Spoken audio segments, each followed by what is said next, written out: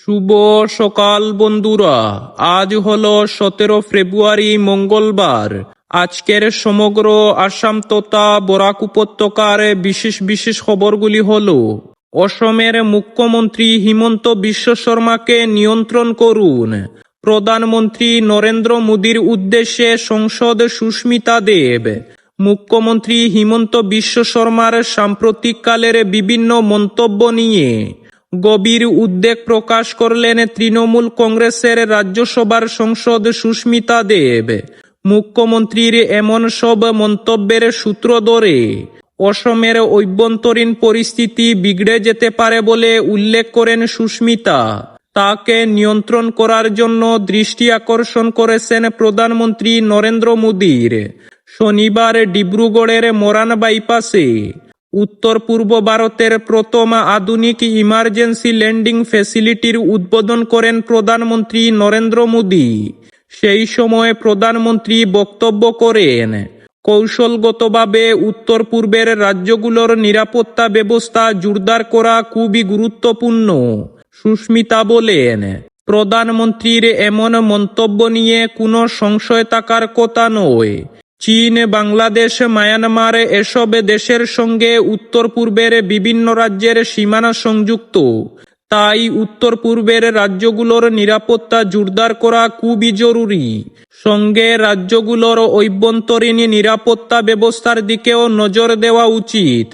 কিন্তু অসমের মুখ্যমন্ত্রী হিমন্ত বিশ্ব শর্মা সাম্প্রতিককালে বিভিন্ন ধর্মীয় গোষ্ঠীকে জড়িয়ে যেভাবে বিভেদ সৃষ্টিকারী মন্তব্য করছেন, তা এ রাজ্যের নিরাপত্তার ক্ষেত্রে উদ্বেগের কারণ হয়ে উঠতে পারে। তার কথায়, যদি যুদ্ধ হয় তবে ইমার্জেন্সি ল্যান্ডিংয়ের ফাইটার প্লেন নামানোর প্রয়োজন পড়বে। কিন্তু অসমের মুখ্যমন্ত্রী যে পরিবেশ সৃষ্টি করতে চাইছেন, এতে রাজ্যের মানুষ খুবই চিন্তিত। বিঘ্নিত হতে পারে রাজ্যের স্বাভাবিক পরিবেশ।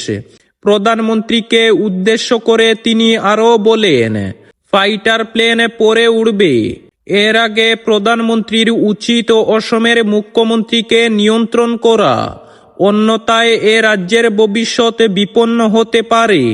পরবর্তী খবরটি হলো, ঋণের দায়ে কীটনাশক খেয়ে আত্মঘাতী হলেন এক কৃষক। কৃষিকাজে অনন্য সাফল্যের জন্য বহু পুরস্কার জিতেছেন, কিন্তু অভিযোগ, গত কয়েক বছর ঋণের চাপে মাথা তুলতে পারছিলেন না। শেষ পর্যন্ত নিজের জমি থেকে ইলিয়াসের অচেতন দেহ উদ্ধার করলেন তারই পরিবারের সদস্যরা। রবিবার হাসপাতালে তার মৃত্যু হয়েছে। পরিবারের দাবি, ঋণের দায়ে কীটনাশক খেয়ে আত্মহত্যা করেছেন তিনি। কেরালার কুন্নুরে এই ঘটনায় চাঞ্চল্য ছড়িয়েছে। পুলিশ ও মৃতের পরিবারের সূত্রে জানা গিয়েছে, 2-3 আগে নিজের জমিতে গিয়েছিলেন ইলিয়াস। অভিযোগ, সেখানে কীটনাশক খেয়েছিলেন তিনি। সঙ্গে সঙ্গে জ্ঞান হারিয়ে মাটিতে লুটিয়ে পড়েন। পরিবারের সদস্যরাই তাকে উদ্ধার করে স্থানীয় হাসপাতালে ভর্তি করেন। সেখানে চিকিৎসা চলছিল তার, কিন্তু দিনে দিনে শারীরিক অবস্থার অবনতি হচ্ছিল।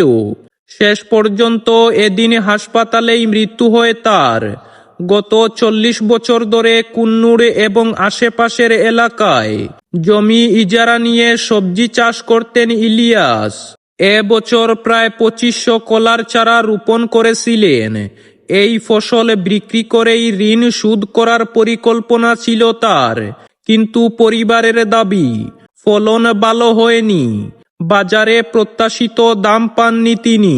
সব মিলিয়ে চরম আর্থিক চাপের মধ্যে পড়েছিলেন। ইলিয়াসের ঘনিষ্ঠদের দাবি, তার কয়েক লক্ষ টাকা দেনা হয়ে গিয়েছিল। সেখান থেকেই চরম সিদ্ধান্ত নিতে বাধ্য হন তিনি। পরবর্তী খবরটি হলো, দক্ষিণ বঙ্গোপসাগরে ঘূর্ণিবার্তার জেরে নিম্নচাপ তৈরি হওয়ার আশঙ্কা তৈরি হয়েছে। আবহাওয়া দপ্তর জানিয়েছে, এর প্রভাবে চলতি সপ্তাহের শেষে তাপমাত্রা 1 লাফে 2 ডিগ্রি সেলসিয়াস পর্যন্ত বাড়তে পারে। দক্ষিণবঙ্গ সহ বিভিন্ন জেলায় বর্তমানে সকাল ও রাতে হালকা শীতের আমেজ থাকলেও দিনের বেলা গরমের অনুভূতি বাড়ছে। সপ্তাহের শেষে গড় তাপমাত্রা প্রায় 18 থেকে 19 ডিগ্রির মধ্যে থাকতে পারে বলে পূর্বাভাস দেওয়া হয়েছে। আবহাওয়াবিদদের মতে এটিকে পুরোপুরি শীত না বলে বসন্তের আগমনী বার্তা বলা যেতে পারে। সকাল ও রাতে হালকা ঠান্ডা, কিন্তু বেলা বাড়তেই বাড়ছে গরমের তীব্রতা। আগামী কয়েকদিন তাপমাত্রা ধীরে ধীরে আরো কিছুটা বাড়তে পারে। পরবর্তী খবরটি হলো, কাল বাংলাদেশে নয়া সরকারের শপথ। আমন্ত্রিত 13 জন প্রধানমন্ত্রী। নিরঙ্কুশ সংখ্যাগরিষ্ঠতা নিয়ে 20 বছর পর বাংলাদেশে সরকার গড়তে চলেছে বিএনপি। প্রধানমন্ত্রী হতে চলেছেন দলের চেয়ারম্যান তারেক রহমান। 17 ফেব্রুয়ারি মঙ্গলবার তার শপথ গ্রহণ অনুষ্ঠানে প্রধানমন্ত্রী নরেন্দ্র মোদীকে আমন্ত্রণ জানানো হয়েছে। ভারতের পাশাপাশি চীন, পাকিস্তান সহ মোট 13টি দেশে প্রশাসনিক প্রধানকে এই শপথ গ্রহণ অনুষ্ঠানে আমন্ত্রণ জানানো হয়েছে। প্রধানমন্ত্রীর সঙ্গে এদিন শপথ নেবে বাংলাদেশের নতুন মন্ত্রিসভা। ঢাকার তরফে ইতিমধ্যে বিষয়টি নয়াদিল্লিকে জানানো হয়েছে। 133তম জাতীয় সংসদে নির্বাচনে 200রও বেশি আসনে সংখ্যাগরিষ্ঠতা পেয়ে জয়ী হয়েছে প্রয়াত খালেদা জিয়ার বাংলাদেশ ন্যাশনালিস্ট পার্টি। এই নতুন মন্ত্রিসভার শপথ গ্রহণ অনুষ্ঠানে থাকবেন বিদায় অন্তর্বর্তী সরকারের প্রধান উপদেষ্টা মোহাম্মদ ইউনূস।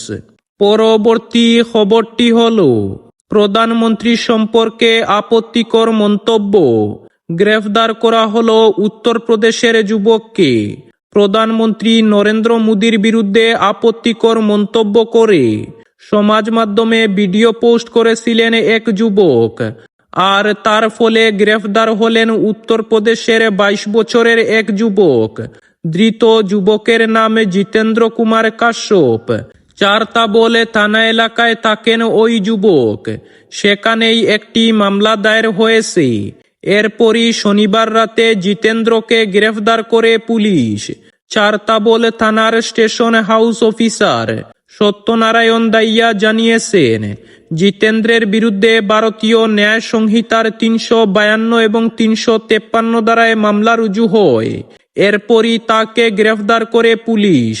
সর্বভারতীয় এক সংবাদ মাধ্যম থেকে পাওয়া খবর অনুযায়ী ধৃত জিতেন্দ্র প্রধানমন্ত্রী নরেন্দ্র মোদীকে নিয়ে একটি বিতর্কিত ভিডিও সমাজ মাধ্যমে পোস্ট করেছিলেন। প্রধানমন্ত্রীকে নিয়ে আপত্তিজনক মন্তব্য করার অভিযোগ উঠে জিতেন্দ্রের বিরুদ্ধে। এমনকি ওই ভিডিওতে উত্তরপ্রদেশের যোগী আদিত্যনাথকে নিয়েও বিতর্কিত মন্তব্য করা হয়েছিল বলে অভিযোগ। ভিডিওটি নিয়ে বিতর্ক শুরু হয়। সমাজ মাধ্যমে ওই ভিডিও ভাইরাল হয়ে যায়। এরপরই তা নিয়ে তৎপর হয়ে ওঠে উত্তরপ্রদেশ পুলিশ। অভিযুক্তকে চিহ্নিত করা হয়।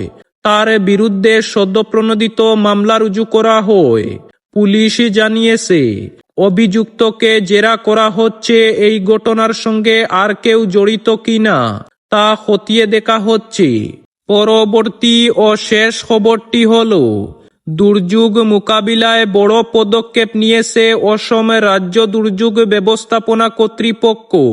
তারা চালু করেছে স্মার্ট অসম নামে একটি নতুন মোবাইল অ্যাপ। এই অ্যাপের মাধ্যমে আবহাওয়া ও দুর্যোগ সংক্রান্ত সতর্কবার্তা সরাসরি পৌঁছে যাবে সাধারণ মানুষের মোবাইলে। হাইলাকান্দি জেলা প্রশাসনের পক্ষ থেকে সকলকে এই অ্যাপ ডাউনলোড করার জন্য অনুরোধ জানানো হয়েছে, যাতে ঝড়, বৃষ্টি বা অন্য কোনো দুর্যোগের আগাম বার্তা আগে থেকেই পাওয়া যায়। তাই দেরি না করে আজই স্মার্ট অসম অ্যাপ ইনস্টল করুন এবং নিরাপদ থাকুন। তাহলে এই ছিল আজকের বিস্তারিত ও গুরুত্বপূর্ণ সংবাদ।